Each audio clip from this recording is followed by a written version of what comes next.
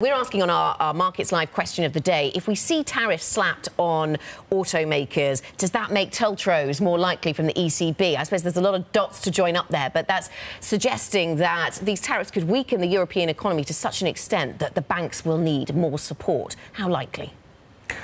I think the simple answer would be yes, but I think the situation is a lot more complicated than that. And, you know, the ECB was sat and watched over the last few months as the soft data has come in, you know, very, very weak. And the hard data that we've had to start this year has confirmed that weakness. And, you know, Italy's back in recession and Germany only just narrowly avoided it.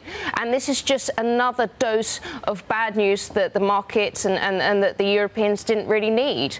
And so, you know, that's been very much already reflected in valuations. You've got Bund yields back down at 10 basis points.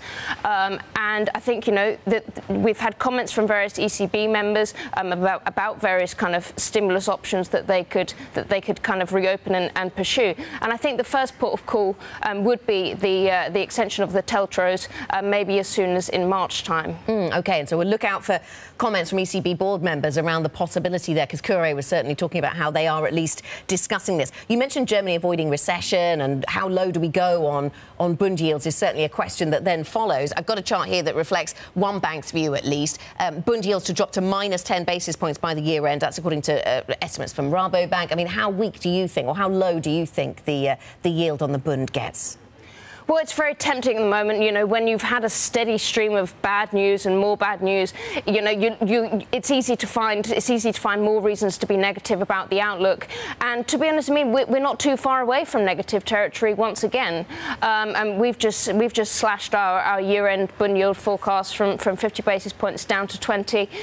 You know, it's very much now kind of seen as a given that the ECB is really going to struggle to get any window of opportunity to raise rates. That's already, to a large extent, kind of been reflected in valuations. So maybe Bunds are already starting to look a little bit expensive here at 10 basis points. And maybe it's kind of time to kind of, you know, wait and see, look at the data and just take a little bit of a pause for breath. OK, a pause for breath. That's certainly what Villeroy de Gallo was suggesting over the weekend, that, you know, they needed to look at the data and that there is some sort of, you know, perhaps some room to reassess into the future. Do you think then the ECB has missed that window, or we just don't know yet? It certainly looks that way with the broad data that we've seen over the recent months. And as I say, you know, the key point of focus for them, I think, now as a next step is around the lending data, and so therefore, kind of, you know, the focus turns to the TLTROs. And then the question is for markets, you know, does that kind of renew the kind of hunt for yield, and that we've already started to see signs of.